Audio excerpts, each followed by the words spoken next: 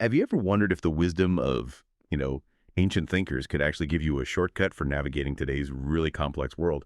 And what if something that seems like a total catastrophe, like a shipwreck, could turn out to be the best thing that ever happened to someone? Welcome to the deep dive.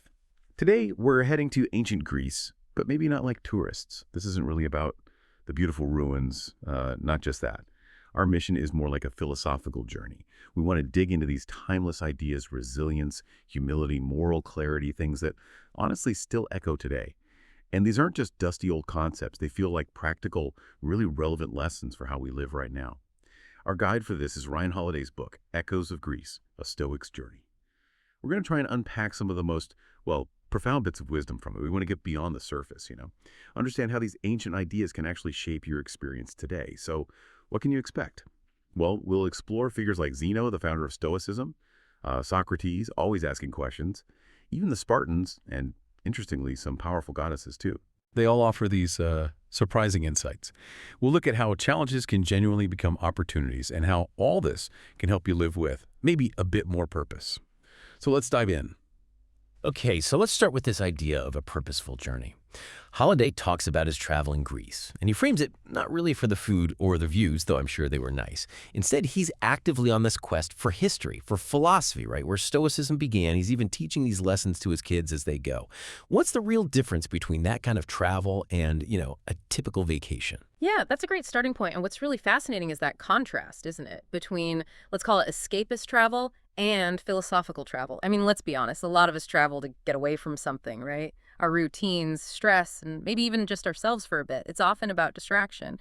But Holiday's approach here, drawing on Stoicism, is different. It's about confronting the past, engaging with the wisdom that's kind of embedded in those places, using what he finds as a way to reflect and, grow. It's about actively seeking wisdom, not just, checking out. That's a really interesting way to put it. Confronting versus escaping. Yeah. But does that risk, making travel feel a bit like homework, losing the spontaneous joy? That's a fair point. It's about balance, I think. The Stoic view is an anti-joy. It's about finding a maybe deeper, more lasting joy in growth and purpose. It actually enriches the experience. When you connect a place like Delphi to these big ideas, the ruins aren't just old stones anymore. They're tangible. The spontaneity might change focus maybe, but the depth definitely increases. It sort of pushes you to ask, how do you approach things? Whether it's travel or, say, a new project or even just a tough day. Is it an escape hatch or is it actually a chance to learn something deeper? That's a question that hits home for sure. Okay, let's shift to maybe the ultimate setback. Zeno, the guy who founded Stoicism, he famously lost everything, his whole fortune, in a shipwreck. I mean, that sounds like just an absolute disaster, right? The end of the world for most people? Oh, absolutely. On the surface, it's catastrophic. But his reaction is, well, it's everything when it comes to understanding Stoicism. Instead of just despairing, which would be the natural reaction, he turns to philosophy. He famously said he'd made a great fortune when I suffered a shipwreck.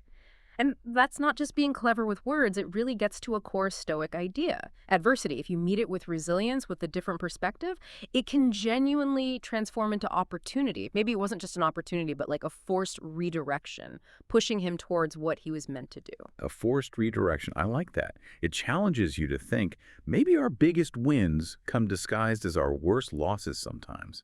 And it's not just ancient history. Holiday himself talks about running the original marathon route. Marathon to Athens. Right. That's intense. He used that physical hardship to test himself, prove something. How does that kind of modern ordeal connect back to someone like Seneca saying, we don't know our strength until adversity hits? What does it really show us? Yeah, it connects perfectly, actually, because it's about voluntarily choosing discomfort. Seneca believed that without facing challenges, we kind of live in ignorance about ourselves. We think we know our limits, but until we're really pushed physically, mentally, whatever, we don't truly grasp our own strength. Holiday's run, like Zeno's shipwreck in a way, is a crucible. It shows you beyond doubt that you're capable of more than you thought. It builds this real inner confidence. It's the difference between, reading about resilience and actually feeling it in your bones. Yeah, experiencing it. Okay, so from building that inner strength, let's go to the Temple of Apollo at Delphi, the seat of ancient wisdom. Holiday looks at the inscriptions there, especially those 3 famous maxims. Can you walk us through those? What insights do they offer? Absolutely, they are incredibly foundational. First, know thyself. That's all about deep self-awareness, understanding your character, your motives, your flaws, your place in the cosmos, really. Second, nothing in excess. This promotes self-control, moderation, balance in everything, avoiding extremes. Pretty straightforward, but hard to practice. And the third one, which sometimes gets overlooked but is so powerful, offer a guarantee and disaster threatens. That one sounds a bit cryptic. What's the deeper meaning there? It's really about humility, recognizing your limits, acknowledging the sheer unpredictability of life. Don't overpromise, don't assume you control everything. Think about it guaranteeing something you can't truly control. That's hubris, right? And hubris often leads straight to disaster. It's a call for prudence, for realistic self-assessment. That makes a lot more sense. Humility and realism. And this focus on knowing yourself, knowing your limits. It leads us right to Socrates, doesn't it? Yeah. His wisdom wasn't about having all the answers, but famously about knowing what he didn't know. His whole method, the Socratic method, was about questioning, challenging assumptions, pure humility in action. Exactly. Socrates was this intellectual giant using his questioning method, asking probe after probe to peel back layers and find deeper truths. But, and this is a really important but that Holiday points out, his life also shows a maybe surprising lack of social intelligence. Thought so. Well, his relentless, uncompromising truth-telling, while philosophically admirable, rubbed a lot of powerful people the wrong way. He didn't always perhaps navigate the social stuff, the egos involved, and that ultimately played a part in his execution. It raises a big question for us, I think. Is wisdom by itself enough? Or does applying it effectively in the world need, social skill, maybe even some tact? That's a really challenging point. Wisdom versus social intelligence. Okay, now this is where it gets even bigger. Moving from individual wisdom to, well, our duty to others. Plato's allegory of the caves, that image is so powerful, people chained up just seeing shadows, thinking that's reality. What happens, in Plato's view, when someone breaks free, sees the real world, the sunlight? What's their responsibility then? Right. Escaping the cave isn't just personal liberation. For Plato, it creates this profound obligation to go back down, to go back and try to share that truth, that light, with the people still chained up. It's a duty. You see a similar struggle with Buddha, right? Wondering if he should even try to teach after enlightenment, knowing how hard it would be. It really underlines a key Stoic idea, too. Philosophy isn't for navel-gazing in isolation. It's meant for service, for helping others see things more clearly, even if they don't want to hear it. Even if they resent you for showing them their reality is just shadows, like what happened to Socrates, in a way. Precisely. It's a difficult path. It makes you think, though. What insider knowledge have you gained that you feel some kind of obligation, maybe even a quiet one, to share, to help others navigate their own caves? Sure.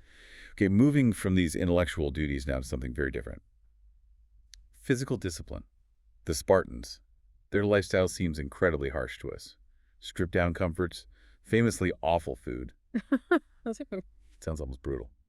What was the point of living like that? It definitely seems extreme, but it wasn't pointless cruelty. It was a deliberate strategy. This indifference to comfort built incredible discipline, yes, but also resilience. It wasn't just about being tough. It was about forging character, an unshakable will. It prepared them for moments like Thermopylae, where they famously refused Persian bribes, choosing honor and duty over just surviving. The lesson there is pretty stark. Discipline strengthens virtue. It makes your values non-negotiable when things get tough. It teaches you to act on what you believe in, regardless of the pressure or the discomfort. I mean, I doubt any of us are signing up for Spartan rations, but the core principle, it's still powerful. Embracing discomfort to strengthen values. And this idea of choosing the harder, virtuous path, it really mirrors that myth, the choice of Hercules, doesn't it? He's at a crossroads. Virtue offers the hard uphill path. Vice offers the easy downhill one. Holiday mentioned Zeno faced this after his shipwreck. And even John Adams wanted it on the U.S. seal. Why does that simple choice, that allegory, still resonate so much? Because it's fundamentally human, isn't it? It's a challenge we all face, maybe every single day in small ways. Are we going to take the easy route, the path of immediate gratification, comfort, maybe laziness? Or are we going to choose the right path, the one that aligns with our values, even if it's harder, demands effort, or feels uncomfortable? The myth lasts because that tension, virtue versus vice, integrity versus instant pleasure, is just part of being human. It's a constant reminder to be conscious of our choices. A constant reminder. Okay, now ancient Greece we know was very patriarchal, but Holiday makes a point to highlight female strength, often overlooked. We usually focus on the male warriors, the philosophers. But tell us about someone like Penelope. How does she show a different kind of Stoic strength? Yeah, that's such an important point. Penelope, Odysseus's wife, she's this incredible example of quiet heroism, Hmm. real strength. While Odysseus is off fighting and, well, having adventures for 20 years, she holds everything together back home. She preserves the household, protects her son's inheritance, maintains her own dignity, all while dealing with those awful suitors. She uses patience, loyalty, and real cunning. Remember the weaving and unweaving trick. That's a kind of money out. Stoicism often missed resilience, integrity, enduring immense pressure without cracking, all within the domestic sphere. It's powerful, and you see it in goddesses too, like Athena, wisdom, strategy, protection, different kinds of strength beyond just physical force, often using intellect foresight. That really broadens the picture of strength and resilience. Now, thinking about leadership, you have someone like Marcus Aurelius, a Roman emperor, arguably the most powerful man in the world, still studying philosophy, writing his meditations, seeking clemency for enemies. How does that contrast with, say, other leaders or figures from that era? What does it show us about a more maybe evolved leadership? Oh, the contrast is stark, especially if you think about Odysseus coming home to Ithaca. What does? He unleashes this incredibly bloody vengeance, kills all the suitors, even hangs the maids he suspects were disloyal. Marcus Aurelius, on the other hand, embodies something different. He tempers justice with mercy. He understood through his philosophy that real power lies in self-mastery, in rational thought, in empathy, even for those who opposed him. His training taught him to manage his anger, to choose forgiveness, to think about the bigger picture, the good of the state, not just personal revenge. It's a much more compassionate, wiser form of leadership, rooted in virtue, not just retribution. Wisdom over retribution, a powerful lesson. So as we wrap up this journey through echoes of Greece, Holiday reflects while standing near the Acropolis. He thinks about how fleeting everything is human names, achievements compared to the vast sweep of time. Alexander the Great, his mule driver, same end. Dust, grand monuments crumble. So what's the takeaway from that, especially for us today, in a world still kind of obsessed with leaving a mark with legacy? That moment by the Acropolis is such a potent Stoic reminder, isn't it? That all the external stuff, the monuments, the fame, the historical footnotes, it all fades. It's ephemeral. What really matters, then, isn't the mark you leave for history books, because time erases almost everything eventually.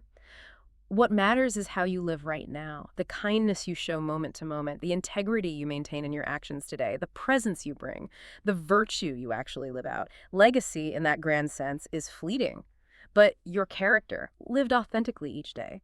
That's what has real impact, maybe in ways we don't even see. It pushes us to look inward, not outward for validation. Focus on the present moment, the inner quality. That's a strong place to land. So, wrapping this up, we've seen through these echoes of Greece how adversity really can be an opportunity, how wisdom needs humility, self-awareness, how discipline builds our values, makes them solid, and how seeking truth kind of comes with this duty to serve others. And ultimately, like you just said, maybe it's not about the grand gestures or lasting fame, but really about the kindness, the integrity, the presence we show up with every single day. So here's a final thought. Considering that even the biggest monuments and the most famous names turn to dust, what's one small act of kindness or one moment of integrity that you can consciously choose to do today? Knowing its real value isn't in whether anyone notices, but simply in the act itself. Something to think about.